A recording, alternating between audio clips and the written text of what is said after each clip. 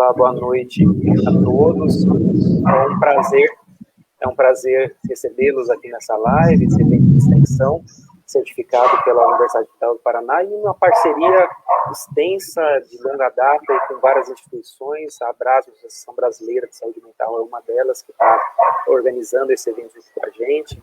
Tem tido várias ações comunitárias que a gente vem acompanhando, procurando defender o cuidado de liberdade, a especialização no cuidado de saúde mental. A gente tem as ações aqui pelo PET PET Controle Social também, o PET da Universidade Federal do Paraná, a Associação Arnaldo Gilberti, a Rede Libersol, o Programa de Pós-Graduação em Políticas Públicas da UFPR, também todo um apoio de sempre, e o Departamento de Terapia Ocupacional aqui, sediando, dando suporte para esse evento, todas essas instituições que vêm se relacionando há tempos nessa nossa meta de promover a saúde mental, conseguir a gente conquistar uma saúde mental de qualidade que precisamos, que merecemos, para que a gente possa falar de um SUS, cuidado da liberdade com uma potência grande.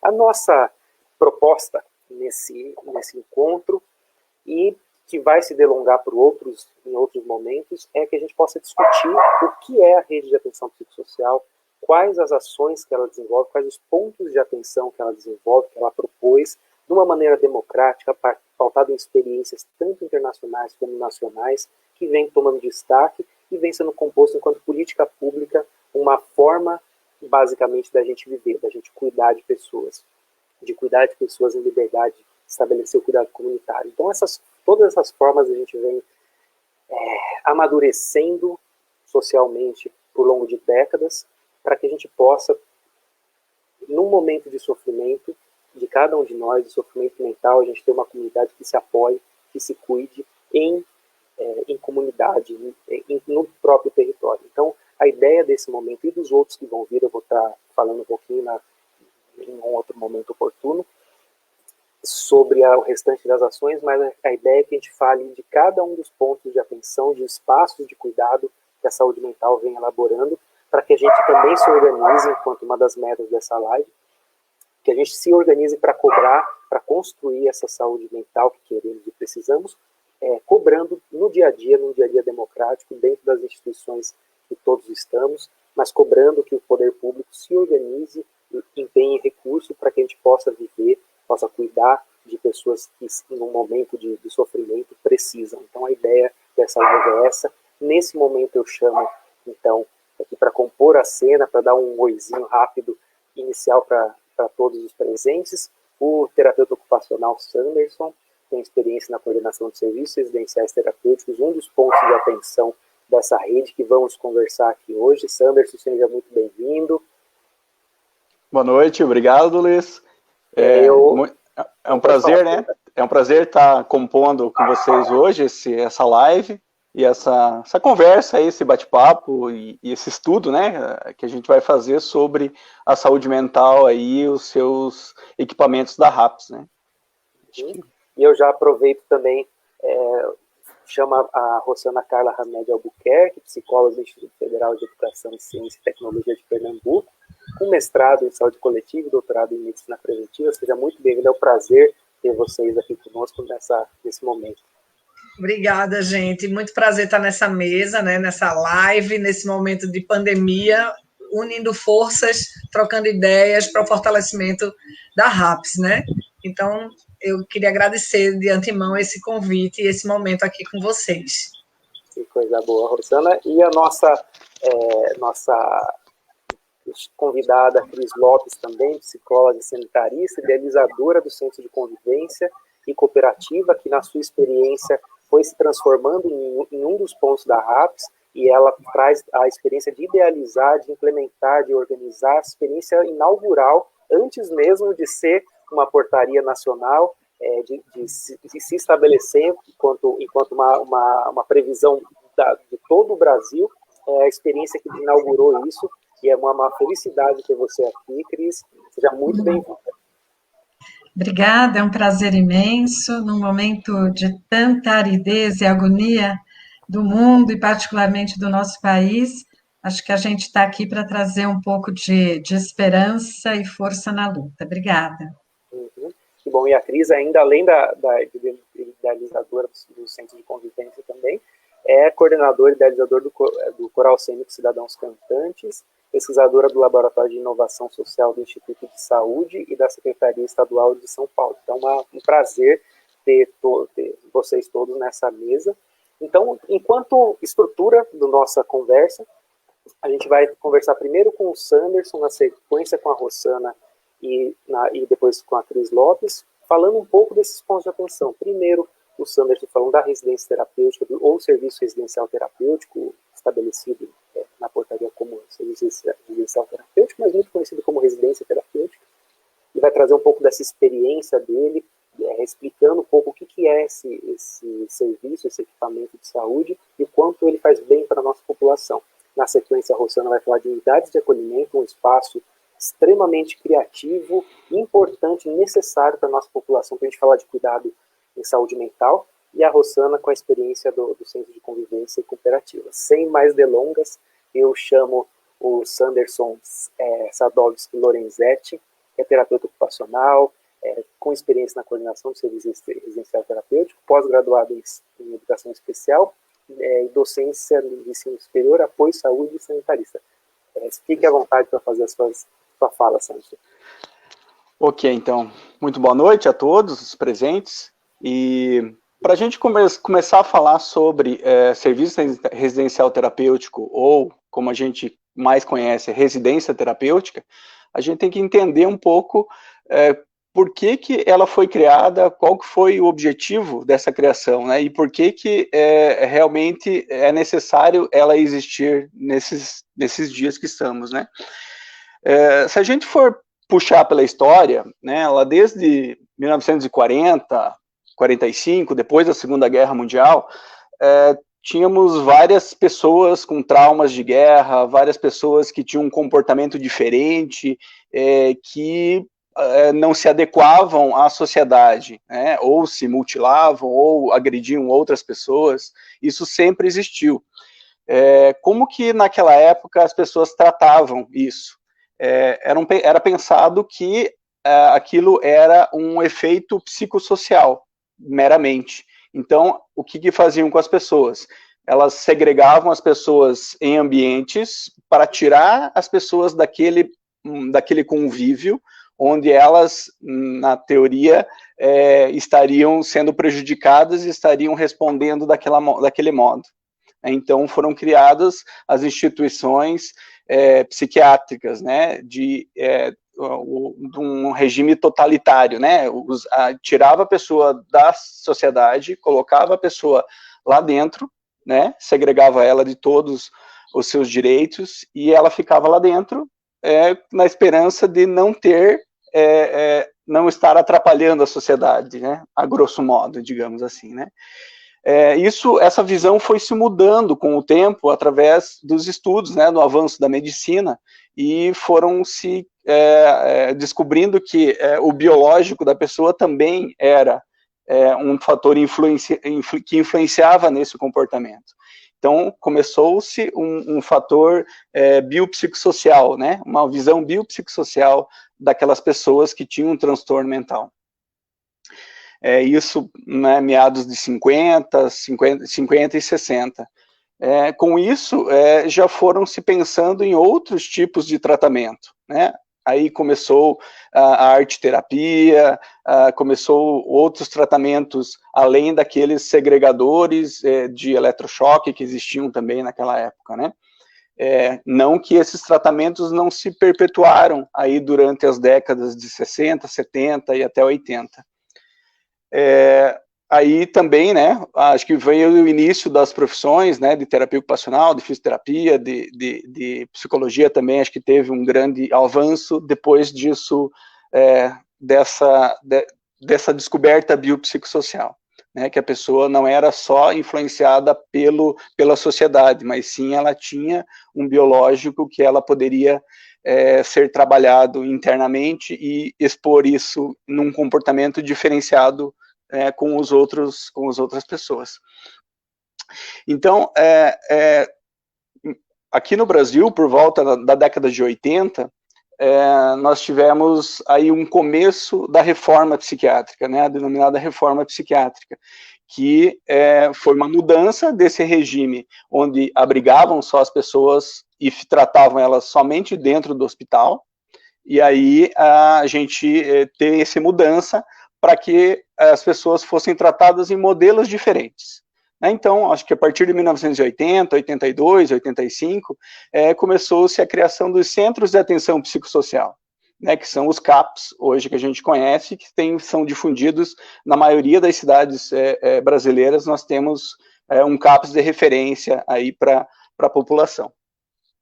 Então, com a criação, né, essa reforma psiquiátrica, foram feitas diversas leis, né, foram regulamentadas a diversas leis.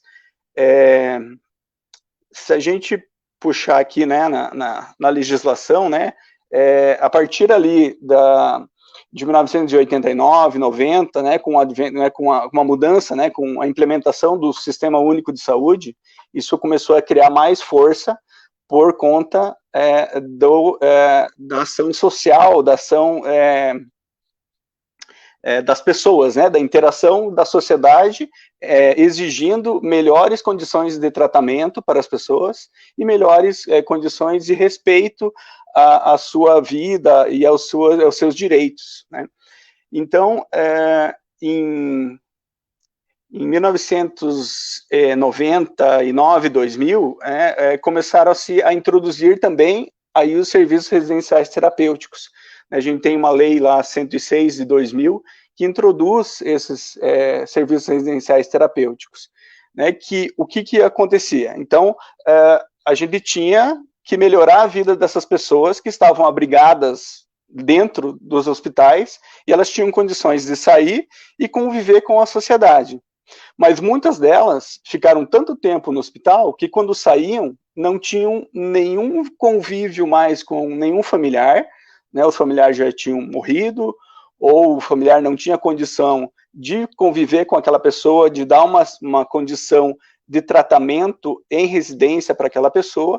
Então, necessitava de uma casa onde essa pessoa fosse olhada, fosse tratada nas suas especificidades e que tivesse um convívio social, uma interação com a sociedade, né? Então, em 2000, foram criadas esses primeiros serviços residenciais terapêuticos, né? Então, temos várias legislações ali, a Lei Federal em 2001, a 10.216, né, que fala da proteção das pessoas com transtorno mental e redireciona esse modelo para assistência social, um modelo assistencial em saúde mental, né?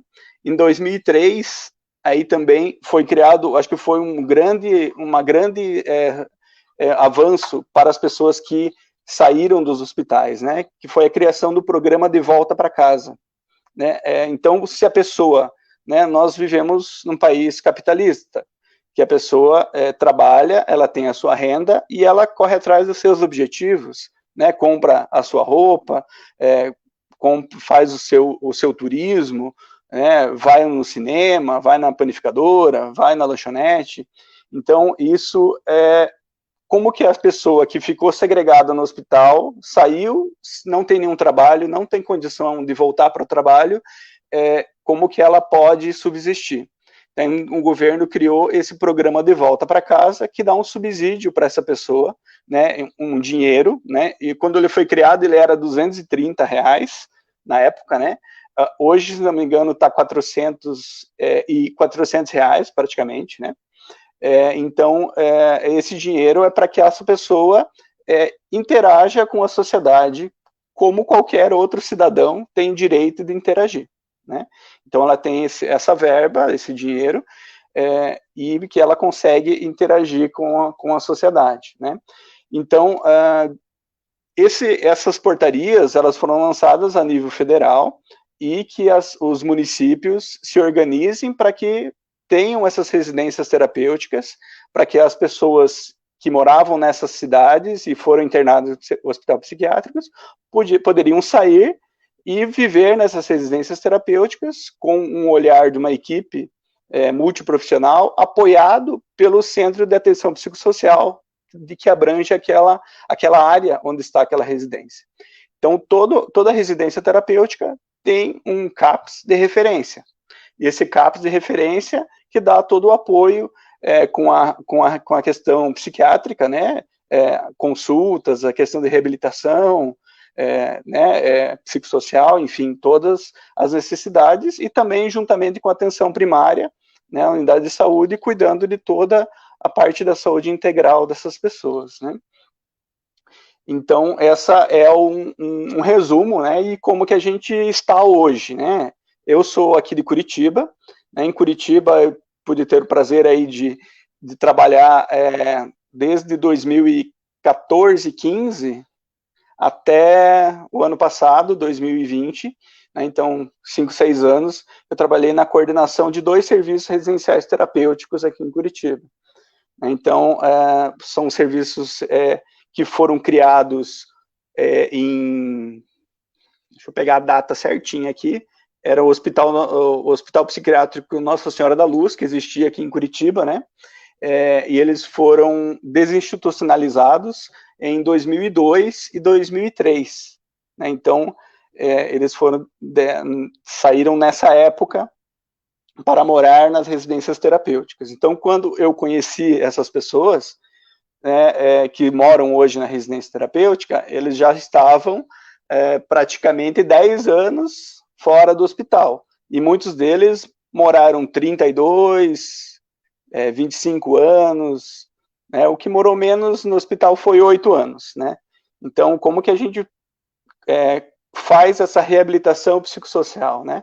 Como que a gente constrói uma nova vida para essas pessoas que estavam acostumadas a serem segregadas e ter horário para tudo, não tinham escolha de que roupa iria vestir, porque era dado a roupa para eles, não tinha escolha de que alimentação que eu quero comer, o que eu gosto de comer, né, porque por muitos anos eles ficaram recebendo as coisas, né, eles ficaram só recebendo as coisas, e como que a gente, nesse tempo, né, que eu trabalhei com eles já tinham, claro, né, 10 anos de vida fora do hospital, né.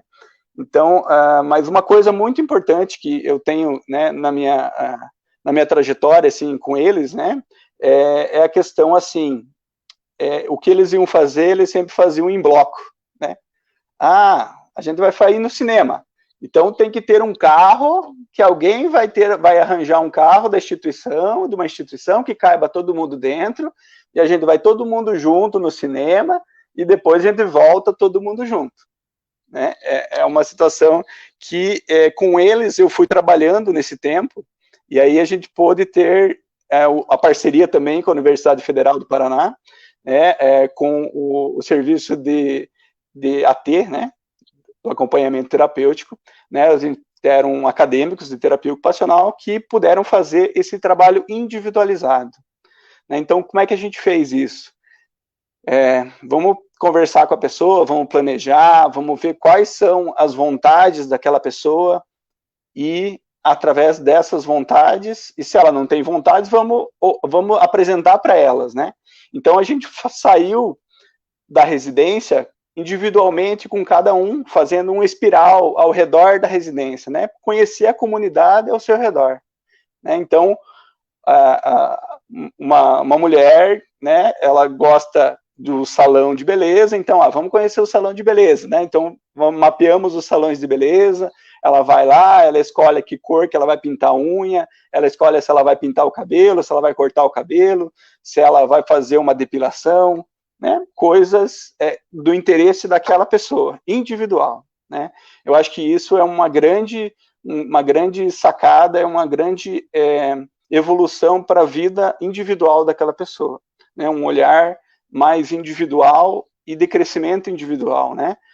Um senhor já idoso, né? Claro, todos eram idosos, né? Que saíram né? Ficaram muito tempo, enfim, já saíram com 60, né? O mais jovenzinho era 63 anos, né? Então, perderam todo esse ritmo de vida, né? Mas esse senhor, ele gostava muito primeiro ele foi aventurando as lanchonetes. Então, vamos conhecer as lanchonetes, né? Porque eu gosto de comer uma lanchonete, né? Um sanduíche, uma comida diferente, tomar um refrigerante, né? Eu mesmo escolher o que eu quero. Depois foi ofertado para ele, vamos conhecer os cinemas. Ele conheceu todos os cinemas de Curitiba, dos shoppings de Curitiba, né? Frequentou os shoppings de Curitiba, né? Foi num, foi no outro, enfim.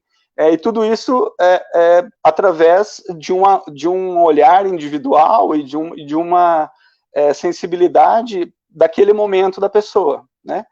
Depois, né, que ele conheceu tudo, ele já não queria mais. Aí ele descobriu a tecnologia, né?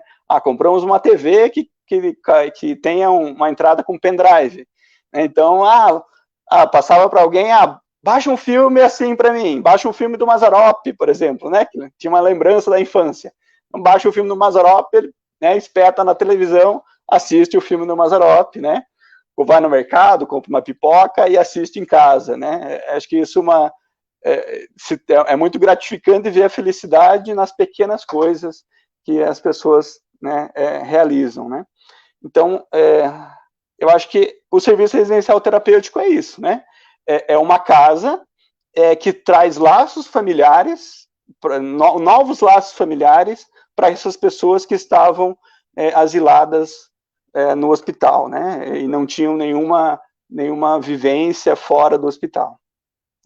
Eu acho que é isso, né? Não tenho, né? A gente pode ficar falando aqui 5 horas sobre as situações, né? Que isso aí são muitas. Mas acho que esses 2 casos, assim, bem impactante, né? E assim, a alegria das pessoas, né? Tem mais um caso também. Era um caso, um senhor que ele ficava, quando a gente chegou, né? Quando eu conheci ele em 2014, ele era acamado, usava fralda, né? Mal levantava tinha que usar cadeira de rodas, e aí a gente foi trabalhando para que tanta medicação? O que acontece com essa pessoa, né, que ela tem tanta medicação? Então, através, né, conversa com o psiquiatra, conversa com o clínico geral da unidade, faz, né, todo um estudo diagnóstico daquela pessoa, e aí se descobre, não, vamos tirar algumas medicações para ver se essa pessoa consegue interagir melhor, né? E aí foram 2 meses, 3 meses, 4 meses, a pessoa já começa a andar com o andador, já tira o andador, já começa a andar com a bengala, já começa a sair, tirar a fralda durante o dia, usar a fralda só durante a noite, e aí a gente consegue sair com ele, atualizar os documentos, atualizar a questão do benefício dele, consegue ir no banco, consegue pegar o dinheiro, e aí liberei o dinheiro dele, e ele falou, eu perguntei para ele, e agora? Qual o seu desejo, o que a gente vai fazer, o que você precisa fazer? Daí ele falou, não, primeira coisa, vamos na lanchonete comer um sanduíche. Né? Vamos na lanchonete comer um sanduíche, não tem problema. Aí depois você sabe que eu nunca comprei nenhuma roupa para mim? Eu nunca escolhi uma roupa para mim, ele me contou, né? Porque ele ele entrou no hospital psiquiátrico depois que ele serviu o exército, né?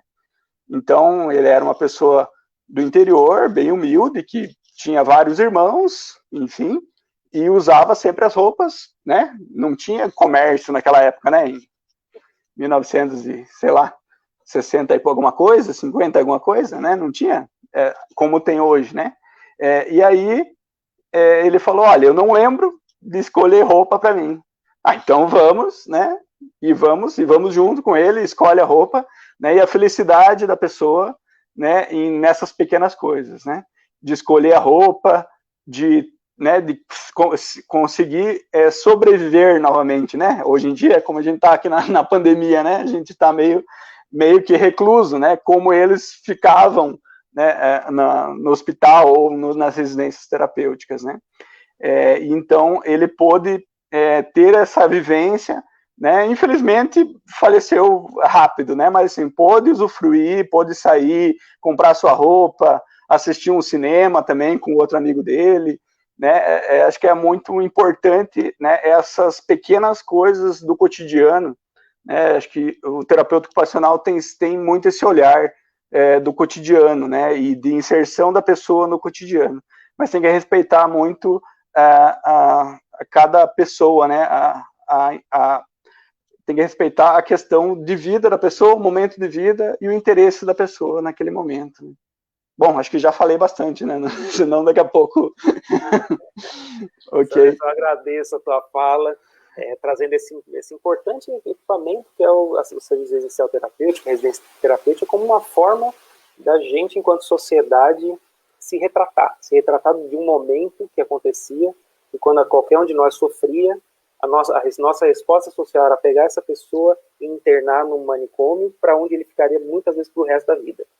Sim. Então, essa beleza de trazer de volta um de nós, cidadãos brasileiros, para retomar a vida, para ver cor, né? Você traz vários pontos que para a gente pode parecer muito pequeno, porque a gente tem essa vida comunitária, mas fique sem. A gente já está percebendo na pandemia os prejuízos quando a gente fica sem poder sair para tomar um cafezinho na padaria, para ver um amigo, para ir para uma aula de música. A gente está percebendo. Imagina, no momento que a gente sofre, a resposta social na época era pegar a gente e jogar dentro do manicômio pro resto da vida. Então agora a gente está num momento tentando humanizar isso tudo, tentando dar cuidado para essas pessoas, para a gente, quando a gente adoecer, numa outro formato que não nesse do manicômio. Então eu te agradeço por falar dessa tua experiência, desse equipamento tão bonito. Já chamo a Rossana Carla Hamed Albuquerque, psicóloga do Instituto Federal de Educação e Ciência e Tecnologia de Pernambuco, e com mestre e doutora em medicina preventiva. Fique à vontade para falar de um outro ponto de atenção, e esse, para mim, é um dos pontos aqui no Paraná. A nossa realidade aqui é gritante a respeito desse ponto específico. Eu gostaria que você falasse para a nossa população entender a importância desse espaço de saúde. Joia, obrigada mesmo, Luiz, né? E muito legal ouvir o Sanderson, porque a gente vê a paixão, né? E eu adoro trabalhar com gente conversar com gente que é apaixonada pelo que faz, né? Que eu acho que é o que dá toda a diferença. Então, muito legal, porque na fala deles a gente vai lembrando de coisas, vai se atravessando, né? Por situações, lembrando de situações vividas também. Muito legal. Então, eu acho que tem uma riqueza enorme nessa nossa mesa aqui, que é a gente poder falar de serviços diferentes, né, para as diferentes necessidades dos humanos, né? Em vários momentos na fala de Sanderson vem essa questão de que tanto Basaglia e depois Paulo Amarante tanto falou, bota a doença entre aspas, né? Tira a doença mental, bota entre aspas quem emerge. Emerge o sujeito com as suas necessidades e sua vontade de comer sanduíche. Ainda bem que eu já tinha jantado, porque Sanderson contando aí vai me dando vontade de comer mais sanduíche, né? E eu não posso estar pensando em hambúrguer e sanduíche. Mas somos assim. Os humanos têm desejos, têm vontades, e nós somos engatilhados, temos gatilhos de diversas ordens para cuidar das nossas necessidades, dos nossos desejos. Na minha área, que eu trabalho com a saúde mental há algum tempo, mas na área de álcool e drogas especificamente, eu estou nessa discussão, né, dos serviços, um pouco feito o Cris, que pensou o SECO e tal. Eu não pensei as unidades de acolhimento, mas eu fui instrumento, vivo para a implantação na época, casas do meio do caminho de Recife, que inspiraram a Zoar. Não foi só as casas do meio do caminho de Recife. São Paulo pensou na unidade de acolhimento a partir de uma outra experiência mais voltada para as questões da assistência social e mesclou isso puxando para a saúde.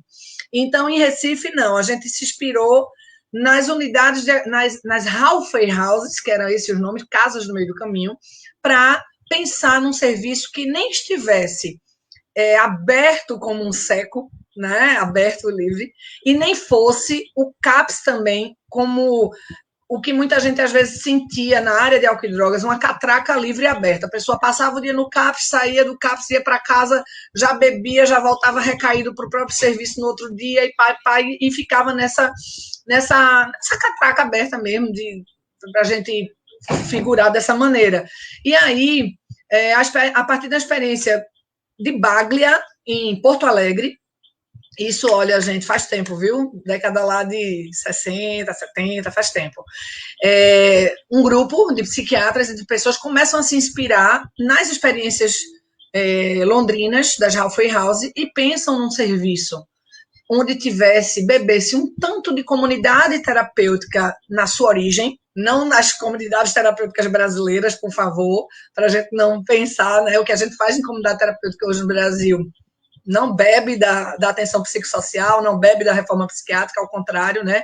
O modelo é manicomial e asilar, muitas vezes, na grande maioria das vezes, mas que pudesse beber nessa questão de autonomia, empoderamento, um aspecto de residência, mas não seria a residência terapêutica, como é o que Sanderson apresentou, do egresso lá do hospital psiquiátrico, mas sim pessoas que precisavam de uma atenção e um cuidado para a área de álcool e outras drogas, para tratar do seu abuso, né, do seu uso prejudicial de drogas, mas que não tinha condições de simplesmente passar o dia num serviço, na época era Hospital Dia, o que tinha mais fácil. Então se pensou, se inspirou nisso. Existem outras experiências também em outros países, inclusive nos Estados Unidos, com outros nomes, mas digamos que seja uma mescla disso aí, onde você teria uma casa para as pessoas passarem um tempo. Em Recife, era bem rígido no começo assim, do programa, de 30 a 45 dias, não passa disso, né? E ele poder repensar a relação que ele tinha com a droga ali. Então, ele não ficaria nessa catraca aberta, ele ficaria albergado, inclusive se chamava muito de albergue terapêutico também, as UA antes eram chamadas também de albergues terapêuticos, né? Ficariam nesse espaço protegido da droga, no sentido de que haveria a ausência do uso da substância em tempo total, full time, né? 24 horas sendo monitorado nesse sentido, com dentro tarefas, projeto terapêutico singular, voltado para, desde tarefas de reflexão, de biografia, de arte, de movimento e tal, um projeto terapêutico, como os CAPS têm a sua grade terapêutica, eu odeio esse nome, mas eu acho que todo mundo entende, né? Um programa onde você tem as atividades que vão ser feitas lá dentro daquele, né, daquele espaço. Então, você teria isso na casa, mas você teria também o diferencial de também ser acompanhado por acompanhantes terapêuticos, só que aqui em Recife, esses acompanhantes terapêuticos eram redutores de danos, né? Então, esses acompanhantes terapêuticos, eles têm uma formação de acompanhante terapêutico no sentido de acompanhar essa pessoa terapeuticamente, mas com um olhar voltado para a questão de minimizar os danos causados pelas drogas, né? E aí você teria essa casa apenas um técnico de nível superior, isso, gente, muda depois com o tempo e quando vira política pública, né? E eu acho, assim, só uma parte, né? Às vezes pegam as nossas experiências exitosas e na hora que isso se institucionaliza, a coisa sai pelo ladrão, como diz a história, modificam tudo, mexem com tudo. Então, assim, estou falando de como era e algumas coisas modificaram, né? E também vai ter diferenças a partir da capacidade técnica, financeira, de implementação, de implantação de cada município, né? Mas existe já uma normativa para o que virou a unidade de acolhimento, né? Mas em Recife a gente tinha um técnico nível superior apenas e 6 acompanhantes terapêuticos que iam fazer o rodízio, esses acompanhantes terapêuticos redutores de danos, onde você vai acompanhar aquele morador naquele tempo, ele passa a ser um albergado, um hóspede, nós chamávamos inclusive de hóspede, porque a ideia era que ele se sentisse albergado, hospedado naquela residência, sabendo que ele ia ter um tratamento, um cuidado, mas que ele também ia se responsabilizar pelo cuidado daquela casa. Então, nesse aspecto, se aproxima muito da filosofia josneriana, lá atrás, Maxwell Jones, né, das comunidades terapêuticas, de você ter a pessoa se responsabilizando pelas ações no próprio espaço. Então, desde grupo para cozinha, para limpeza, jardinagem, né? Atividades da vida diária que a pessoa pudesse se desenvolver de forma terapêutica, que difere da laboterapia das comunidades terapêuticas, onde você vai trabalhar para pagar os seus pecados, né? Onde você vai ter que capinar o mato, arrancar a grama lá para você pecou muito usando droga, então você precisa de expurgar os seus pecados através do trabalho, né? É bem beneditino também, oração e trabalho, ora et labora, então oração e trabalho como punição e não como algo que faça parte da necessidade também do humano de resgatar o que seja a sua conexão, seja com o seu divino, seja com o seu próprio subjetivo, seu eu, e com o trabalho como forma de se inserir socialmente. Então, as unidades de acolhimento, elas começam a compor uma unidade voltada para álcool e drogas dentro dessa rede, dessa RAPS, que também é o que difere das comunidades terapêuticas que se isolam, vão para longe, não compõem RAPs, não tem discussão com outros serviços, né? Nas casas do meio do caminho, nas UA, só iria para lá, não seria porta aberta, ele não é porta aberta, é um serviço que vai indicado a partir do CAPS. Depois que o sujeito já tem o seu vínculo com o CAPS, já tem a sua relação com o CAPS, a partir da necessidade do caso dele, ele iria ser indicado para essa unidade, né, de acolhimento, onde ele ficaria de 30 a 35, 45 dias. Hoje, esse prazo aumentou e muito devido às discussões do House First, né, casa primeiro, necessidade de moradia, de aluguel social, e aí a gente já paquera com outros serviços. Aí quando eu digo que cola com a questão da assistência social e que, por vezes, inclusive neste governo atual, fica essa discussão de que a unidade de acolhimento não seria uma unidade de saúde, porque ela está tentando, de alguma forma, suprir uma necessidade mais social das pessoas que estão sem moradia. Então, isso é uma discussão e uma confusão, muitas vezes, a depender de como os gestores também compreendem essa unidade. Então, em Recife, é muito claro que é uma unidade de saúde, porque ele não é uma moradia para substituir a casa da pessoa. Não é a residência terapêutica que vai virar a casa das pessoas, ponto. Mas é uma casa de passagem, né? É uma casa de passagem, uma casa que, por isso que casa do meio do caminho. No seu caminho, na sua passagem, você vai ficar um tempo ali para refletir melhor a sua relação com o uso da droga e, a partir disso, você pensar no seu projeto de vida fora daquele serviço. Então, ele sai do CAPS para a unidade, e da unidade ele volta para o CAPS, no sentido de uma referência e contra-referência com o serviço, a pessoa não perde o contato com o CAPS, inclusive algumas atividades eram feitas dentro do próprio CAPS, a depender do projeto terapêutico singular da pessoa, né? O que mais que eu posso dizer das unidades de acolhimento? Elas são espaços riquíssimos para a gente também fazer um diagnóstico diferencial em relação a transtorno mental, uso de droga, né? A gente tem na área, a clínica da dependência química, do uso de drogas, ela é meio complexa, né? É meio difícil, então você não sabe quem veio primeiro, ovo ou galinha. Eu uso droga para tamponar as vozes que eu escuto, ou eu comecei a ouvir voz porque eu usei muita droga, né? Isso é algo muito delicado na nossa área. Então, por vezes, a unidade de acolhimento ela é muito bacana também para ajudar a gente a fazer um diagnóstico diferencial, porque, por vezes, a pessoa entra na casa, depois de 10 dias sem usar droga, ela continua ouvindo voz, aquela voz não parou, aquilo já te alerta que é preciso ver aí, talvez, uma comorbidade de base, né, um outro transtorno de base, para além da questão do uso de droga. E também, ao contrário, ele começa a ficar na casa, para de usar droga e outras coisas emergem, né?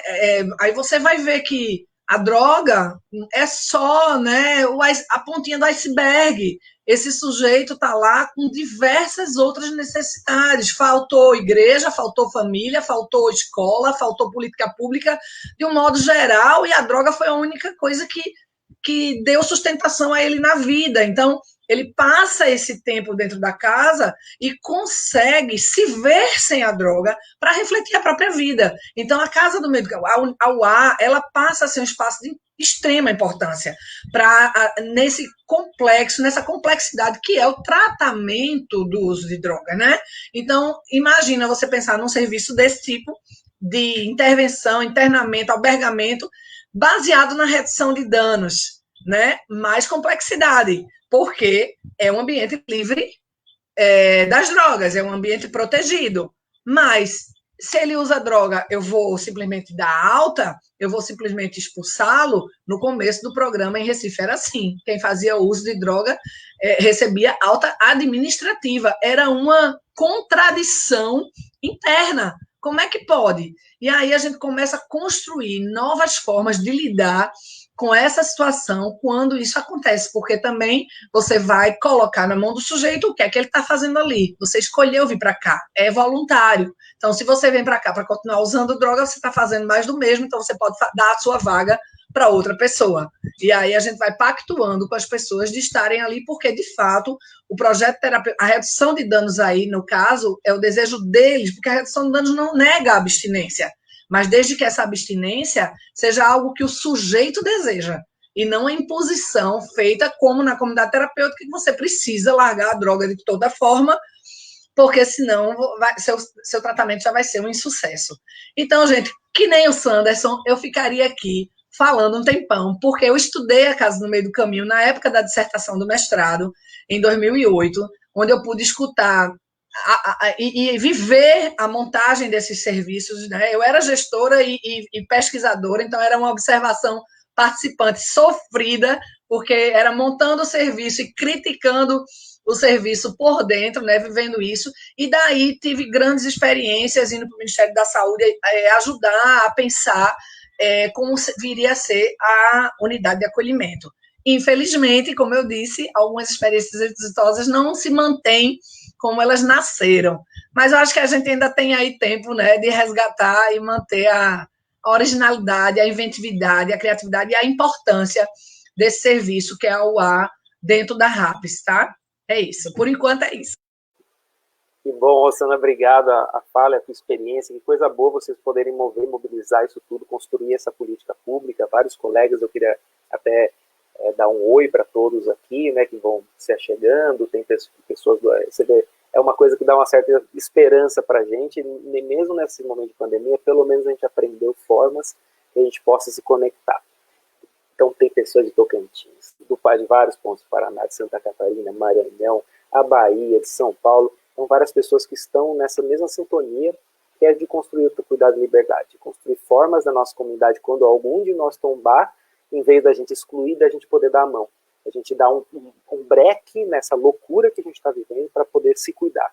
Eu acho que esse é um bom mote que junta a todos aqui, várias pessoas colocando nos comentários a sua experiência, colega de Barbacena, isso é muito bonito a gente conseguir congregar essas pessoas aqui, e eu acho que nesse nosso momento dessa live, a proposta dela também é que a gente saia com um acordo comum, com algumas ações que a gente consiga realmente fortalecer cada vez mais a RAPS. Esse ponto que a Rosana traz, a unidade de acolhimento no campo da saúde mental, a gente em Curitiba não tem uma dessas implementadas, então é algo que a gente realmente precisa se organizar e cobrar o poder público disso tudo, e a gente vai conversar hoje, na sequência, quando eu entrar na fala, algumas possibilidades e estratégias de fazer isso tudo acontecer também.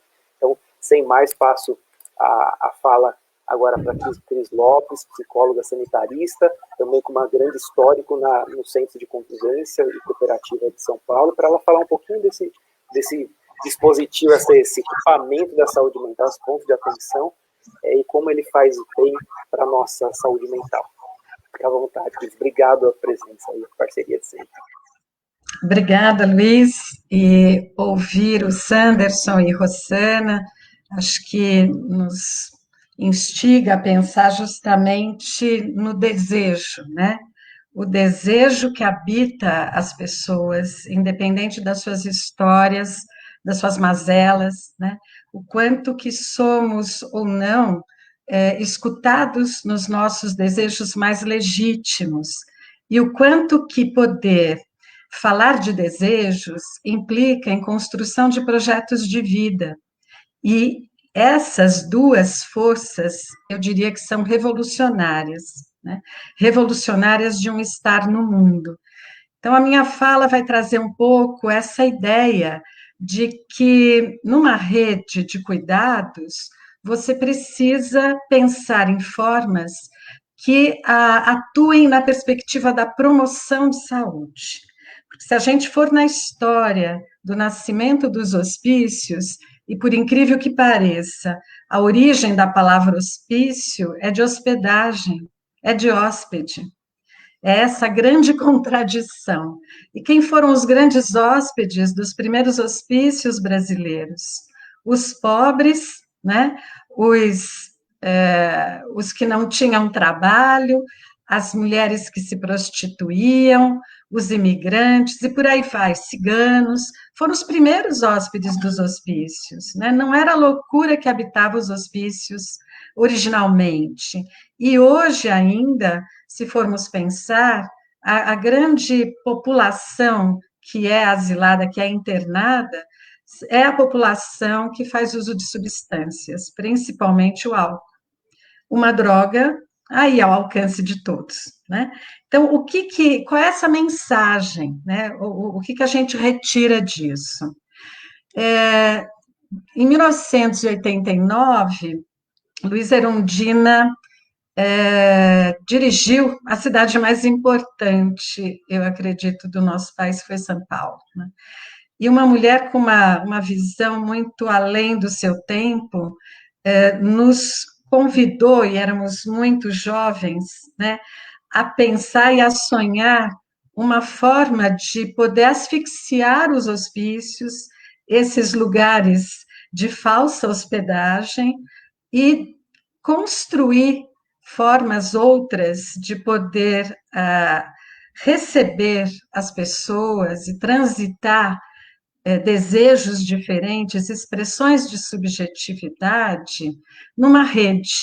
E foi isso que fizemos em São Paulo, uma rede muito interessante, antimanicomial. Eu vou destacar nessa rede um pedaço dela, os centros de convivência e cooperativa. Nós não costumamos, e acho que é um risco, por mais intimista que pode ser, de falar o centro de convivência. Esse nome não é muito feliz, eu acho, porque ele esbarra em muitos outros espaços de convivência que não necessariamente traduzem a complexidade e a originalidade desse serviço. Não idealizei sozinha, mas pude dar grande parte da minha vida e dos meus sonhos para a construção desse projeto, né? Um projeto que já nasce um pouco na contramão do que seria as especificidades. Ele nasce, sim, dentro de uma proposição que hoje a gente pode chamar de RAPS, né? Não era esse nome, uma rede mais ampla, enfim, de saúde, dentro de uma perspectiva de saúde coletiva, mas que vejo que ele ultrapassa a especificidade, inclusive, da saúde mental, no sentido mais estreito do que ela possa ser pensada enquanto algo de respostas para a doença. E isso acho que tanto Sanderson quanto Rosana também sinalizaram, né? Nos faz pensar que se há uma determinação social de um sofrimento, da forma de você viver e adoecer, essa determinação social precisa ser trabalhada na sua origem. Eu não posso ficar trabalhando só sintoma. E a doença aí é um grande sintoma. Mas eu preciso olhar essa determinação, e que me leva lá na história, naquela história que Sanderson falava do início dos hospitais psiquiátricos, né? Quem é que estava lá e por que é que estava lá? Então, esse compromisso é um compromisso grande de pensar que espaços de convivência e cooperativa atuam fundamentalmente nessa origem, nesse lugar de nascedouro. Falar, então, hoje, das 24 unidades de centro de convivência cooperativa na cidade de São Paulo, é falar desse compromisso, de um espaço que nasce fora dos espaços clássicos de saúde. Os centros de convivência cooperativa em São Paulo, eles estão, na sua maioria, em parques municipais, ou em centros esportivos, ou em grandes praças, ou centros comunitários de Coab, onde você não tem, nas Coabs, nem parques, nem centros esportivos, vamos pegar como exemplo, né? E por que nesses lugares, né? Porque nesses lugares você não precisa de uma carteirinha, de um cartãozinho para dizer, olha, eu estou indo para consulta tal, você posso entrar? Né? A segurança me permite? Qual é o lugar onde esse trânsito é mais facilitado? Então, não foi por acaso pensar nesses espaços gerais. Daí a importância de se estar nesses espaços gerais. E nesses espaços, as pessoas vão para quê? As pessoas vão por vários motivos, desde para realizar pequenos furtos, até para namorar, até para observar pássaros, até para fazer nada, até para desenvolver algo que possa estimular aquilo que a gente falava, um desejo, uma vontade, né? Um sonho. O SECO, ele se coloca um pouco nesse lugar de possibilitar sonhar o mundo, porque sonhar o mundo é sonhar um outro mundo para si. E quando você sonha um outro mundo para si, você tem que se dar conta com aquilo que impede o teu sonho. O que é que impede meu sonho? Muitas vezes o que impede meu sonho são as desigualdades e não as diferenças. O SECO trabalha nessa perspectiva, ou procura trabalhar nessa perspectiva, né? Então, eu vou passar alguns slides aqui, mas eles vão passar rápido, porque não vai dar tempo de falar tudo sobre eles, mas eu vou atravessando com a minha fala parte do que está aqui escrito. A premissa, acho que mais importante do século, é esse acesso universal e essa concepção de saúde como bem-estar físico e emocional para um bem viver, não para um não adoecer ou para se livrar de uma doença X. Por isso que esbarra numa perspectiva que vai além do conceito de transtorno ou sofrimento mental.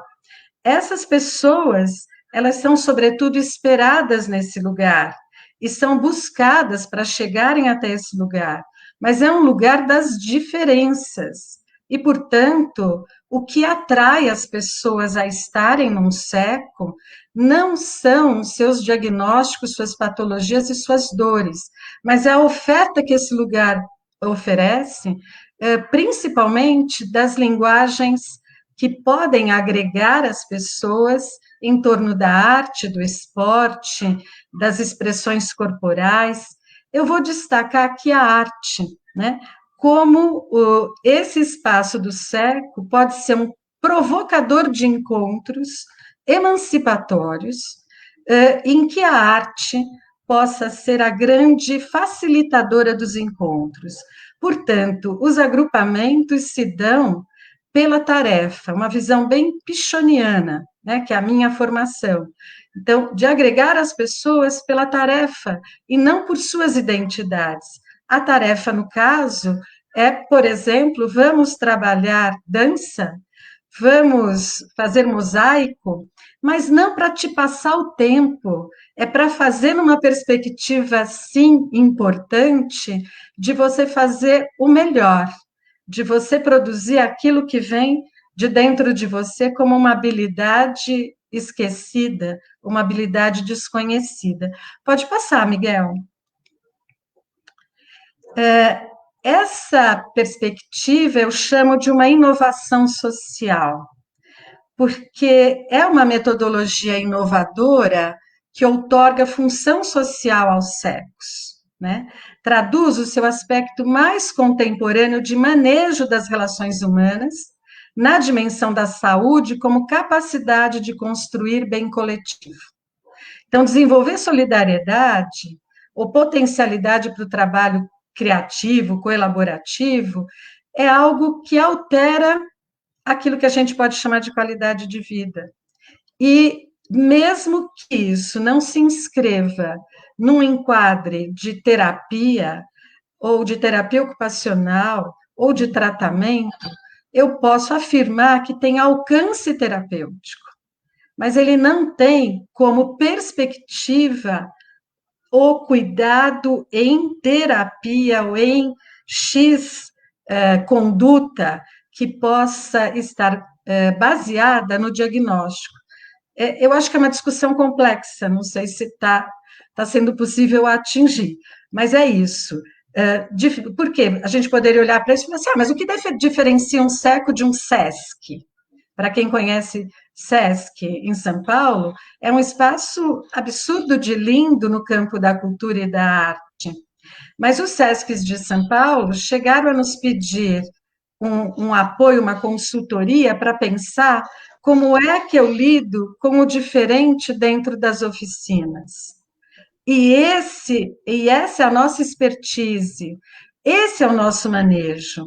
Não é um espaço para uma porção de oficineiros oferecerem oficinas as mais variadas, as mais interessantes e legais, e nenhum profissional com expertise da saúde, principalmente, para manejar grupos heterogêneos numa perspectiva de trabalhar o encontro da diversidade. Então, quando você se propõe a isso, você precisa saber o que você está fazendo, porque você vai lidar com conflitos, você vai lidar com diferenças brutais. E como é que eu faço isso? Poderia dar vários exemplos, mas eu vou fugir deles para ficar mais na questão conceitual, para provocá-los, né, os que estão aqui, a pensar comigo o que isso tem de novo, né? Pode passar, Miguel. Vamos ver, só tenho 5 minutos. Caramba! Vamos lá. Então, o que extrair de expertise dos séculos, né? A integralidade, que eu acho que é a veia mestra do SUS, para nós, a integralidade é pensar democracia como saúde. Por exemplo, então não basta eu oferecer tudo que aquele sujeito precisa e vê-lo de uma maneira integral, só física e psiquicamente. Se ele está num mundo onde, ou numa sociedade, a democracia está sendo vilipendiada. Então, isso nos diz respeito. Democracia é saúde, né? O SECO é um dispositivo para agenciamento territorial, né? Ele está no território para agenciar outras forças. O SECO não se faz só com saúde, ele se faz com saúde, com cultura, com trabalho, com meio ambiente, com educação, fundamentalmente. Então, esses nomes implicam em poderes, em secretarias, em estarem juntas numa perspectiva de trabalhar diversidade e heterogeneidade, né? É nesse sentido de desenvolver potência para sujeitos poderem dar um outro destino para as suas vidas. E a potência não é algo que você oferece, que você prescreve, é algo que você produz numa religação de saberes. O saber do sujeito que está ali com os profissionais que participam daquele projeto. Profissionais que se dispõem a um vínculo longitudinal de processo. Não começa hoje e acaba amanhã. Então, essa perspectiva são expertises importantes que o SECO nos alimenta. Pode passar, Miguel, eu vou passar rápido pelos outros. Então, aí, é só para destacar a produção de saúde num conceito de produção, enquanto não um conceito capitalista da produtividade, mas num conceito mesmo de potência, num conceito mais spinoziano de potência e de produção como um trabalho, por exemplo, no caso da arte na saúde, né? Uma arte que possa recuperar um outro lugar de criação para esse sujeito e, portanto, para a sua qualidade de vida. Pode passar, Miguel. Eu acho que aí também passa. E aí vou destacar a questão do trabalho. Então, se a perspectiva é do Centro de Convivência Cooperativa, partir da ideia de que temos um elemento de convívio bastante importante e que quebra lógicas do que é normal, do que é saudável, do que é produtivo e, portanto, mistura capacidades e possibilidades daquilo que é o máximo que eu posso dar, isso nos leva a um outro patamar de vida na relação com as pessoas. Só que eu preciso também de poder trocar com o mundo outros poderes, um poder de barganha, um poder de produção de trabalho. Mas que trabalho é esse, né? Um trabalho onde eu posso ser diferente na minha produtividade. O que eu quero dizer com isso? No SECO, a gente trabalha com os mesmos pressupostos da convivência para pensar o trabalho. Um trabalho solidário, de economia solidária, associativo, e que não seja associativo só para aqueles que tiveram fora do trabalho, que não alcançaram o trabalho porque tem uma marca, tem uma dor, tem um diagnóstico. É a mistura associativa de todo ser humano, porque senão fica incoerente. Na hora de conviver, podemos estar todos juntos, mas na hora de produzir, só os que estão fora, ou são os coitadinhos, ou os que não acessaram, é meio incoerente, percebe? Então, como promover isso? Como promover uma produção de si e do mundo que pode invocar uma outra produção de trabalho? Nesse sentido, não é fazer todo mundo cinzeirinho, é poder dialogar com o território. O que esse território está precisando? É de pão? Vamos investir em produção de pão? Por exemplo, é de máscara? Vamos investir em produção de máscara? Um exemplo. Estou dizendo que tem que ser assim. Mas essa perspectiva, se eu produzo 2 pães em um dia e o meu companheiro de economia solidária produz 15, mas todos nós demos o melhor de nós na perspectiva de produzir esses pães, essa divisão do que vai entrar precisa ser igualitária. É essa perspectiva que o SECO propõe. E aí a gente adentra tanto o campo do trabalho quanto o campo criativo da arte numa mesma vertente, numa mesma lógica, e sempre pautados numa equipe que tenha expertise para facilitar isso. A última prancha, Miguel, por gentileza. Eu aqui quero terminar com a fala do Ayrton Krenak. Ayrton Krenak tem sido o meu guru dos últimos tempos, porque é um cara com uma sabedoria sem fim e que nos faz pensar que viver hoje esse processo pandêmico nos obriga a olhar para esse momento não como o fim do mundo, assim como a gente não vai olhar para os hospícios e dizer perdemos essa parada porque temos um governo fascista que não aponta numa direção emancipatória de liberdade de desejos e de democracia. Ayrton Krenak nos fala que é preciso inventar mundos para nós existirmos. Mundos não como um lugar de consumir, mas mundos como um lugar de adiar o fim do mundo. Mundos onde a potência pode ser tão grande que a gente consiga enfrentar com criatividade e força, inclusive o fascismo. Eu conto hoje com o apoio de Luiz Erundina no Congresso, que está abraçando essa causa para fazer desse projeto um projeto nacional, um projeto intersetorial e nacional, onde a RAPS vai se beneficiar, mas não só ela, como tantas outras redes de saúde ou de vida para além dos sofrimentos mentais. É isso, obrigada.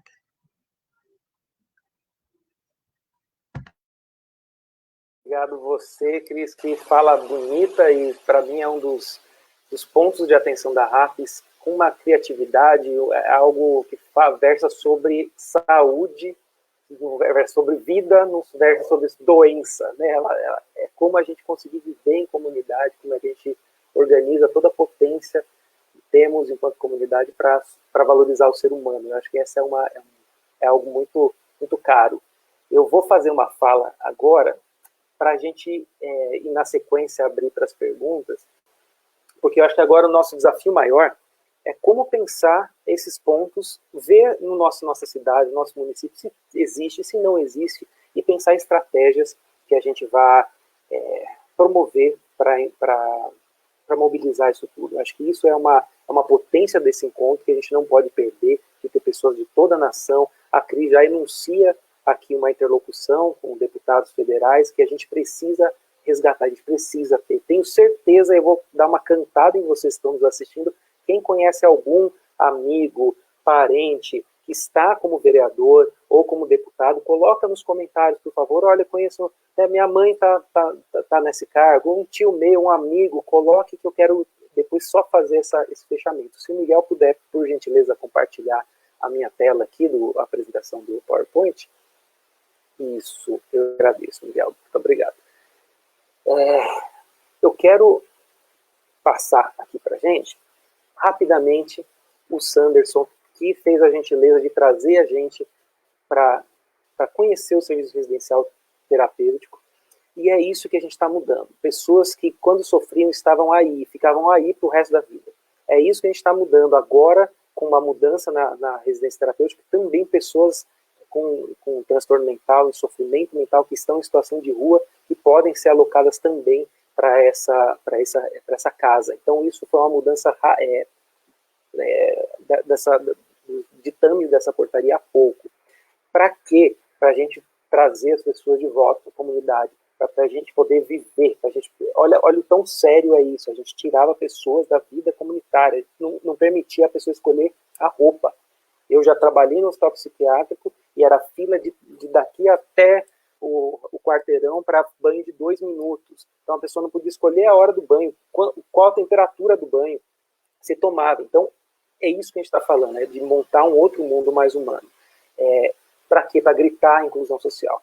A Rossana, com toda a beleza da fala dela, do histórico da unidade de acolhimento, voltado para pessoas em drogadição, e a potência disso, que a gente precisa brigar aqui nesse estado do Paraná para ampliar. Como eu falei, Curitiba, uma cidade de 1.900.000 habitantes, aproximadamente, não tem uma dessas casas. Quando a pessoa está em situação de uso, com uma situação difícil do ponto de vista familiar, para que ela fique um tempo nessa casa sendo cuidada por pessoas da saúde, para que a família dela seja cuidada por pessoas da saúde, para que ela consiga ver outros prazeres, outra vida fora do uso da droga.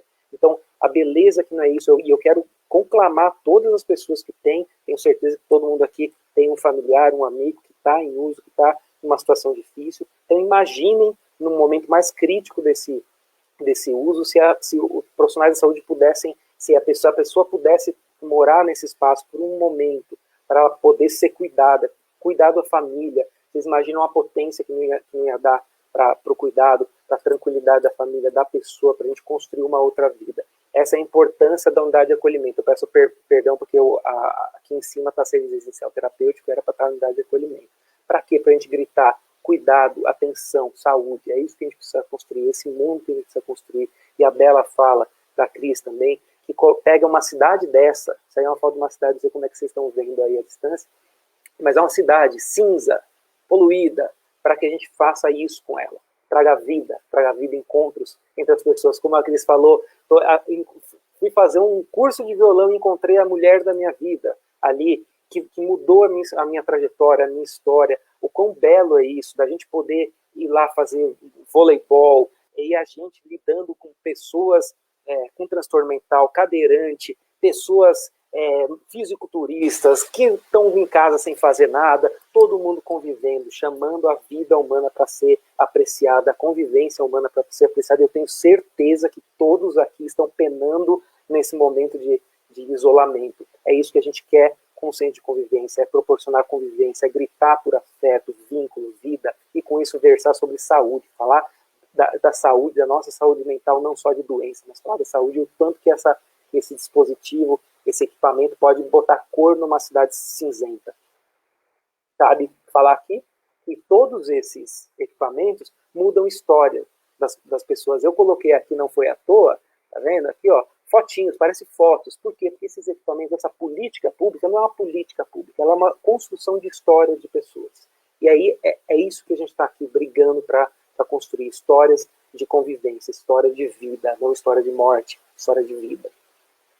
Mas para construir essa história, e eu vou tentar ser o mais rápido possível, já pedindo perdão e já anunciando que a gente vai ter outros momentos para discutir com muita calma esses pontos que eu vou abordar. Para isso, a nossa comunidade, toda ela, todos nós que estamos aqui, todas as pessoas que vão assistir, todos que não vão assistir, elas precisam se unir para que o dinheiro público ele revirta nessa produção de histórias, que ele construa centros de convivência e cooperativa, que ele construa serviço residencial terapêutico, que ele pague o salário de profissionais que estão na unidade de acolhimento, para que a gente possa construir, mudar a história na saúde mental. Só que para isso é isso que eu quero já provocar todos os presentes para a gente pensar no controle social. O que é o controle social? É a nossa participação de cada um de nós no controle do dinheiro público. Esse dinheirinho aqui que eu apresentei aqui, ó, esse aqui, é a gente fazendo com que o nosso recurso seja aportado para construir o mundo que a gente quer, que a gente acredita que nos faça sentir bem, acima de tudo. Para isso, a gente precisa de participação popular de todos nós, um compromisso coletivo democrático a ser assumido por todos os presentes aqui. Para participar de vários espaços, o controle social prevê conferências e conselhos. Eu não vou conseguir tempo para falar desses conselhos neste momento. A gente vai falar das conferências de saúde e preencher esse quadrozinho para ver o que são esses espaços e a potência. São esses espaços, pessoas, gente da gente que estão se organizando para cobrar com que o dinheiro público, aquele saco grande de dinheiro, seja aplicado para a gente construir uma comunidade que se ama, que se cuida, que se dê suporte. Pessoas como nós que se reúnem nesses espaços para cobrar a política pública, que ela seja desenvolvida, e com a política pública formas de viver em comunidade e de viver bem. Para que o dinheiro seja aplicado para a gente crescer, fazer prosperar o Sistema Único de Saúde, e com ele a nossa saúde mental. Então, o controle social, nessas pessoas, as conferências de saúde que se organizam, vou falar só das conferências, mas elas se organizam no máximo há 4 anos. Ano que vem é ano de Conferência Nacional de Saúde Mental, para a gente levar vários das necessidades da gente. Como a gente quer que o poder público gaste o nosso dinheiro, é nosso dinheiro. Nesses espaços, então vocês imaginem essas pessoas todas aqui, ó, metade dessas pessoas são usuários do SUS, são representantes de usuários do SUS, é o usuário do CAPS, é o familiar do usuário do CAPS, pessoas como nós que estão se organizando para cobrar que o dinheiro público seja revertido para a nossa comunidade. Entre outras pessoas, esse tantinho aqui, ó, seria profissional da saúde, o restante, coordenador de CAPS, gestores, prestadores de serviço. Tenho certeza que vários aqui já participaram, que estamos assistindo, já participaram de conferência, mas acredito que vários também não. Então vale nossa conversa. É para isso, é para a gente se organizar e pedir e levar demandas. Participar das conferências significa a gente se organizar para se responsabilizar, para cuidar do nosso mundo. E a gente levar as demandas, o que queremos que o poder público faça com o nosso dinheiro. Esse é o espaço. E nessas demandas, no final dessas demandas, tudo que nós nos organizamos para levar, para pedir, compila-se num caderninho. O relatório final da conferência, teoricamente, se a gente tem um governo democrático, ele analisa esse material que todos nós nos organizamos para pedir, para falar para onde empenhar esse dinheiro público. Um governo competente, um governo democrático, pega esse material para ver, o pessoal de Curitiba está pedindo uma unidade de acolhimento ali, o pessoal aqui de Barbacena está pedindo outro espaço, está precisando de outra coisa. Uma gestão democrática, ela lê esse material e usa o dinheiro público para responder ao que pedimos. E essa é a importância estratégica. Pensem no seguinte, na conversa das residências terapêuticas do Sanderson, e se nessas conferências que vão vir, a gente solicitar, implementar no município tal, que tem um grande hospital psiquiátrico fechado, com um monte de morador ali, um serviço residencial terapêutico, e a Rossana, que falou da unidade de acolhimento, se a gente aqui, eu botei o nome Curitiba, porque a gente precisa disso aqui em Curitiba. Implementar no município de Curitiba uma unidade de acolhimento, a gente vai levar isso para a Conferência de Saúde Mental, e a gente vai cobrar com que isso aconteça. Se a Cris, como falou ali, do Centro de Convivência, eu vou colocar em Curitiba, implementar no município de Curitiba o Centro de Convivência. A gente não tem isso, começou em 89 em São Paulo. Em 92, se eu não me engano, tinham 12 implementados. A gente, no município de 1.800.000, não tem nenhum implementado. A gente precisa se organizar para fazer essa cobrança. Para quê? Para mudar a história de vida dessas pessoas. Para versar sobre vida. Para a gente poder construir esse outro álbum para rechear, não com essas fotos, mas com fotos de afeto, de cuidado, de humanidade. E aí eu trago esse convite para vocês, para a gente se organizar e pensar na realidade de cada serviço que está aqui presente, como a gente vai falar sobre a conferência para os usuários, como a gente vai falar sobre a unidade de acolhimento que não existe, e como a gente vai fortalecer para exercer a democracia, para que essas pessoas consigam participar e falar o dinheiro público vai para isso e não vai para aquilo. Existem muitas dificuldades para o exercício do controle social, saiba. A gente precisa se articular. Ir para a conferência é um dos passos, mas a gente precisa conversar, por exemplo, com o Ministério Público. Aqui, por exemplo, pode estar um político como a Erundina, que a Cris trouxe esse apoio para que isso se transforme numa política pública robusta, o centro de convivência se transforme nessa política pública robusta, mas exige que a gente se preocupe, acima de tudo, com a gente, com a nossa comunidade, e se organize.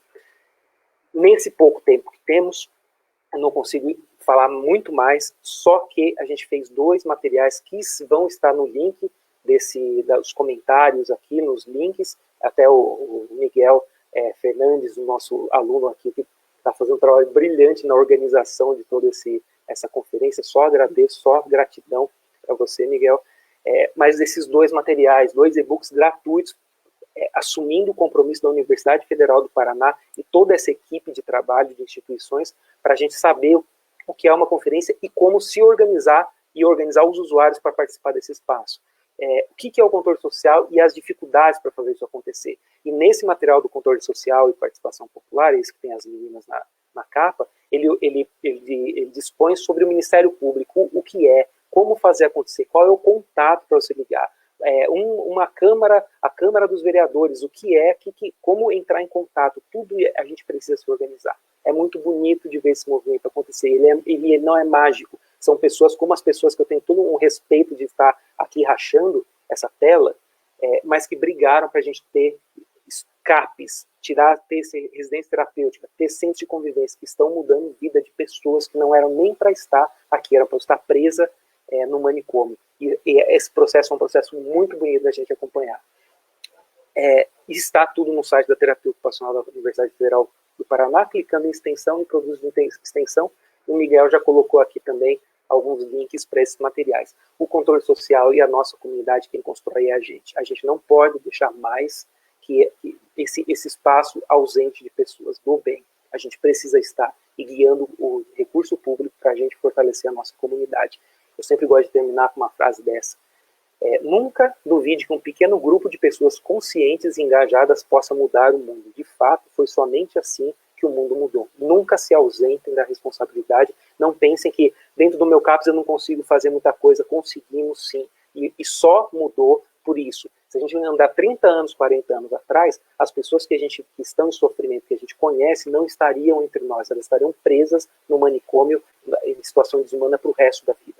Então, essa é a conclamação que eu faço, o convite a todos para a gente realmente participar desses espaços de controle social, para que a gente possa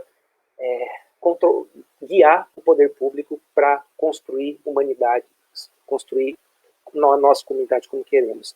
E já fecho aqui fazendo uma outra ação, divulgando uma outra ação, que é um jogo Interraps gratuito, que está sendo elaborado pelo PET da UFPR também, que a proposta dele desse jogo, é um board game, né, é ajudar usuários a usar a RAPS, da RAPS, e para que a gente também conheça esses pontos, saiba o que é um centro de convivência, quando encaminhar. Então é uma outra estratégia que a Universidade Federal do Paraná vem desenvolvendo, a professora Rafaela aqui vem desenvolvendo para a gente poder se apropriar da RAPS toda. Então a gente já fica o Miguel vai trazer o link também no banner, aqui e na descrição do vídeo. Quem quiser participar, estudante de enfermagem, terapia ocupacional, medicina, farmácia e educação física da UFPR, esse jogo está em fase de construção, então quem quiser participar, esse link no vídeo dá suporte, e a ideia é a gente amadurecer esse jogo junto para despertar cada vez mais a compreensão da RAPS do que vai vir, de formas da gente construir a RAPS. Coisas vindouras, e aí eu já passo a fala para os colegas para a gente poder discutir algumas perguntas.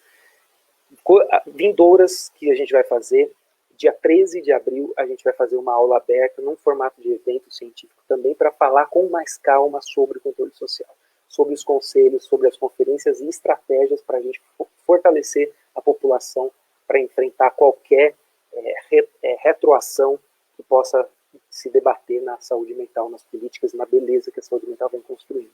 A gente vai vai fazer lives para lidar com todos os pontos de atenção da RAPS, então é um compromisso que a Universidade Federal do Paraná está assumindo para que a gente promova esse conhecimento junto com a população. A gente vai fazer postagens e vídeos frequentes sobre controle social e vimos fazendo e a RAPS nas nossas redes sociais e vamos fazer ações e parcerias, juntar parcerias diversas para a gente conseguir conquistar e fomentar a saúde mental. Eu agradeço o ouvido atento de todos nesse momento e eu já passo aqui com o máximo de rapidez possível, agradecendo a todos pelas perguntas e já passando aqui, por exemplo, a Elaine Herrero, que é da pós-graduação, que ela coloca que apesar do Centro de Convivência e Cultura ou cooperativa aparecer enquanto política pública nas discussões das conferências nacionais de saúde mental desde 92, por que será que não foram regulamentados ou assegurados na legislação? Haveria algum interesse ou desinteresse político ou financeiro rolando no meio disso? Obrigada. E aí eu já deixo, talvez, o foco maior seria na Cris, né, para responder essa pergunta. Você vai fazer uma por uma? Você quer fazer um grupo de questões pelo tempo? O que você acha melhor? Pode ser. Vamos em duas, então. O Maurício Iwai, ele coloca: boa noite, ouvir essas falas é muito inspirador, agradeço a presença de vocês. Tem algumas questões. Sanderson, você poderia falar um pouco como andam, na sua visão, os processos de desinstitucionalização no estado do Paraná, passando pela questão da gestão indireta por convênios com entidades filantrópicas? E também, se puder falar um pouco sobre os processos de desinstitucionalização das pessoas com sofrimento em conflito com a lei egressa dos hospitais de custódia, seria bom. Muito obrigado. Fiquem à vontade, acho que eu vou retomando aqui algumas perguntas. Ok, então eu vou responder, Elaine. Boa noite, Elaine, que legal que você está aí. De fato, acho que é um fator extremamente delicado esse, mas que a hipótese da Elaine não pode ser menosprezada, né? Um serviço barato como Centro de Convivência e Cooperativa, por que não se justifica ser uma política alastrada, né? Com todas as diferenças territoriais, ele tem uma estrutura que pode ser replicada, né? Uma estrutura da heterogeneidade, do trabalho frente à diversidade, combate à desigualdade, com equipe multi, com uma parceria com a cultura para ter as oficinas, um exemplo, né? Então, isso é possível em todo o território nacional, suponho, independente das diferenças territoriais, mas, de alguma maneira, isso incide sobre uma ação que é aquilo que eu dizia, ultrapassa o campo clássico da saúde e, mais do que isso, instiga, né, um povo a pensar, a se pensar como pertencente, como um ser de direito ao sonho, de direito a ter direitos. Penso que isso, de alguma maneira, justifica o Ministério da Saúde ter apostado em centro de convivência e cultura como uma modalidade única, que não, infelizmente, também não se ampliou porque não teve financiamento, mas que pensava um único profissional universitário para coordenar e uma porção de oficineiros para garantir oficinas de arte, esporte, seja lá o que for, exclusivamente para pessoas com transtorno mental. Essa impossibilidade de você provocar o encontro da diferença não é pedagógico e não é terapêutico. Apesar de ser algo, vou reafirmar, barato, não há interesse numa estrutura que ela é pouco democrática. Então, se você for hoje, porque eu fui há 2 anos atrás, junto ao Ministério da Saúde, não encontra lá na saúde mental Centro de Convivência e Cultura, que dirá Centro de Convivência Cooperativa. Aí eles disseram, está na atenção básica. Fui na atenção básica. Não está também. Ou seja, não tem financiamento. Não tendo financiamento, ninguém se dispõe a fazer. Porque hoje a gente observa que tem CAPs até num lugarzinho pequenininho, que não justificaria, por exemplo, um serviço como esse. Você conversa com as pessoas da saúde do local, fala, mas eu procurei viabilizar porque tem orçamento, tem financiamento. Tendo financiamento, a gente aceita qualquer negócio, independente da necessidade e da característica territorial.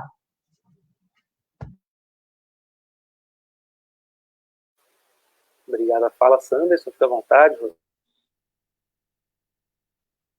Maurício, né? Dá para colocar a pergunta ali, o comentário?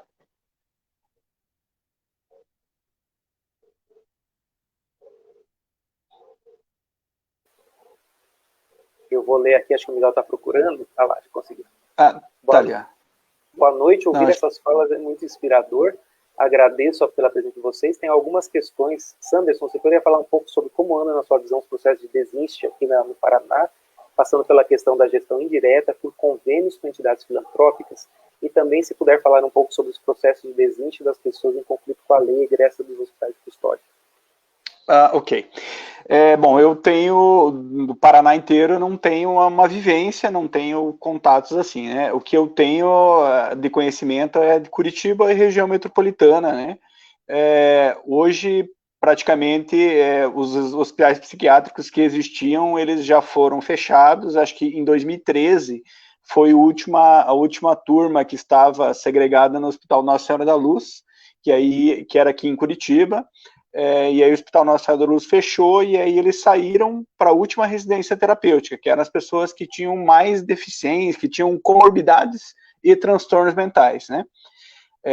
Então, essas pessoas saíram, os últimos que saíram desse hospital foi em 2013.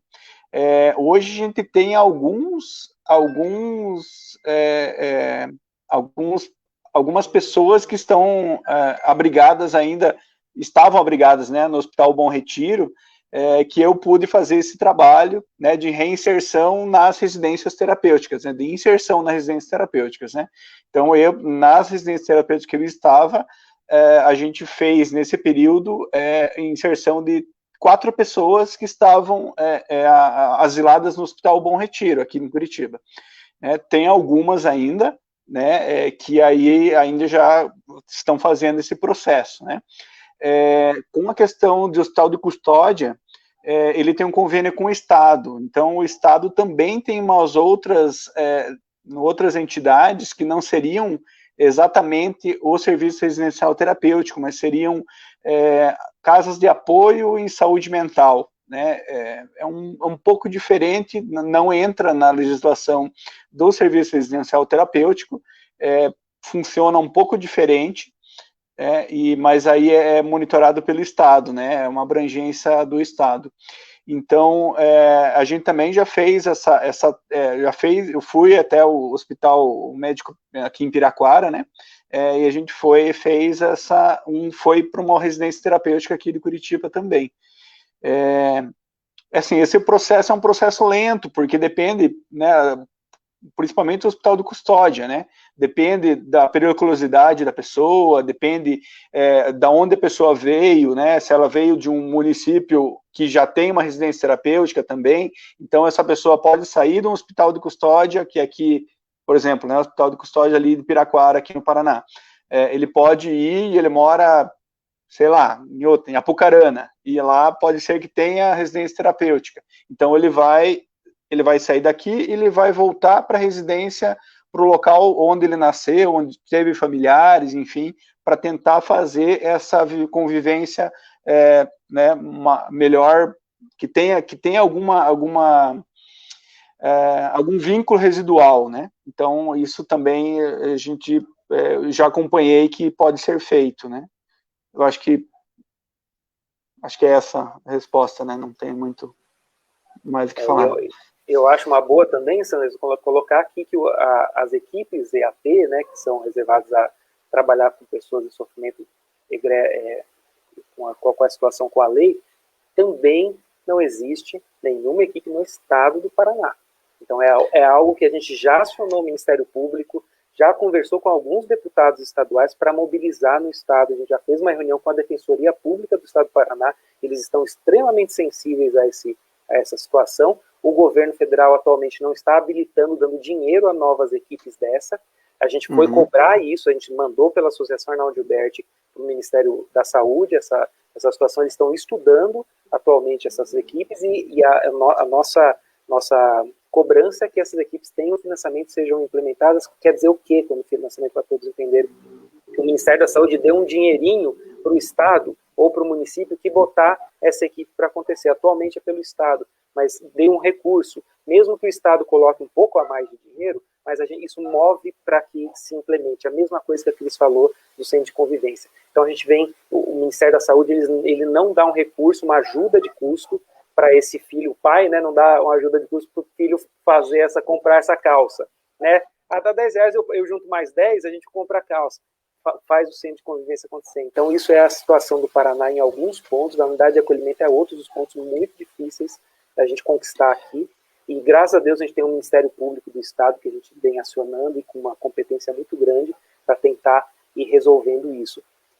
Quanto ao controle social, por favor, os colegas aqui entrem em contato com o vereador do seu município, fala sobre essa live, fala sobre a unidade de acolhimento, fala sobre o residência terapêutica, converse com o deputado estadual. A gente vai deixar na descrição desse vídeo o contato de todos os deputados federais do Brasil, os deputados estaduais, mas é só colocar no Google, deputado estadual e o seu estado. Vai aparecer o telefone, liga lá e fala, a gente escutei uma live aqui falando sobre esse tema, a gente queria solicitar isso aqui, apresenta para ele, porque muitas vezes o colega que está lá, ele não sabe disso.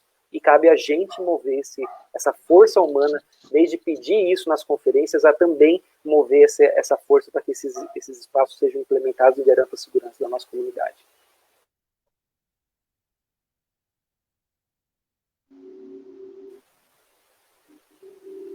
Rosana quer fazer a sua... Acho que a gente já está caminhando, né? 8h33, né? Para ir finalizando. Faz as suas considerações, fique à vontade. Apesar de não ter vindo nenhuma pergunta específica sobre a questão da UA, né? Eu vi pelos comentários, eu fui olhando os comentários aqui e queria saudar a presença de Léo Pinho, que ele está aí conectado. Léo, querido da Brasme, meu presidente, meu diretor. E também gente de Pernambuco, que eu também estou vendo, Nilda aqui, o pessoal falando. Então, obrigada, gente, por vocês estarem acompanhando, né? Muita gente tocada e sensibilizada com a fala da Cris com relação ao centro de convivência. Eu acho que essa questão do que Cris traz, né, do que nós pontuamos sobre esse cuidado e liberdade, essa possibilidade das pessoas serem, para além da doença mental, serem pessoas reconhecidas como cidadãos de direito, né? Eu acho que isso é o que está mais em ameaça nesse momento, né? Então, seja esse chamamento aí que o Luiz faz da gente poder estar exigindo dos nossos governantes, que são pagos por nós, eles são os nossos servidores, né? Eles deviam trabalhar para nós, né? Então, esse chamamento é importantíssimo no momento que a gente tem aí a previsão de conferências acontecerem e que, se a gente não tomar conta, se a gente não ocupar esse espaço, nós vamos ter os nossos inimigos ocupando, seja o pessoal da Associação Psiquiátrica, né, da ABP e de outros, não necessariamente inimigo no sentido ruim, nessa coisa da palavra, mas no sentido do desmonte que vem sendo feito da nossa rede, né, e do que é a proposta de desgoverno que estamos vivendo. Então, a gente precisa se organizar e participar desses espaços, como o Luiz vem falando aí, seja para qualquer um desses serviços. Não adianta só estar lá na conferência, algumas pessoas colocaram aqui no chat, né? Desde 92, desde 2000 e tanto, já está previsto, cadê o dinheiro e tal? E por que não acontece? Porque há uma descontinuidade muito grande das ações. Então, a gente precisa estar cobrando dos nossos gestores para que, de fato, esses serviços, essa política seja implantada e implementada. Então, queria agradecer, muito bom ouvir vocês, né? Muito bom estar trocando aqui essa noite e dizer que estamos juntos nessa luta, em cada um no seu espaço, né? Cada um com um pouco mais da sua expertise, seu olhar, com o que vem fazendo, mas é assim que se constrói rede. Então, estou bem feliz de estar aqui com vocês. Obrigada. Obrigado a você a presença. Sanderson quer fazer as considerações finais? Fique à vontade. Eu vou puxar um pouco ali da fala da Rosana, quando ela fala de servidor público, né? Eu sou servidor público municipal, né? E quando o pessoal, né, quando eu entrei na residência, e aí eles falavam assim, o que a gente vai fazer? Eu falei, olha, eu sou o servidor, eu que estou servindo vocês, né? Então, se a gente também ter essa, né, tiver essa consciência, né, de que os políticos, né, vereador, deputado, senador, governador, eles também são servidores do legislativo, né? Mas eles são servidores da população também. A população tem que, né, como a fala do Luiz foi muito boa, né, do Luiz Felipe, a questão do controle social, né? Através do controle social a gente pode implementar algumas melhorias para os serviços. E também isso já foi, né? O SUS vem com essa base mesmo, né? Do controle social. Né? O SUS já foi considerado aí mundialmente como um dos melhores sistemas de saúde, né? E a rede de atenção psicossocial, ela faz parte do Sistema Único de Saúde. Então, nós temos que continuar, né, mandando as propostas nas conferências, indo nas conferências, né? Eu já participei em todas as esferas, né? Como usuário, como gestor, como profissional de saúde. Eu acho que é muito importante a gente ter esses espaços e assumir esse espaço, né? Para que a gente possa ter melhorias cada vez mais aí no atendimento para a nossa população, né? Em qual área seja, né? Acho que foi muito bom aí as falas, foi muito bom esse encontro, hein? Obrigado pelo convite. Obrigado, Sanderson. Cris, quer fazer as considerações finais? Eu quero. Estou aqui pensando que acho que o grande provocador essa noite, né, acho que um pouco me pautando em algo que a Rosana falou, é da gente ser capaz de ouvir vozes. Eu acho que é essa a nossa metáfora, né? Ouvir muitas vozes ao mesmo tempo, que nos deixa atordoados, para que saiamos desse lugar ou adaptado, né, ou acomodado, ou desesperançoso. Então, esperançar, eu acho que é ouvir vozes, mesmo que elas pareçam delirantes, porque o delírio, para mim, não é um problema. Como uma psicanalista, delírio para mim é uma saída, é uma alternativa.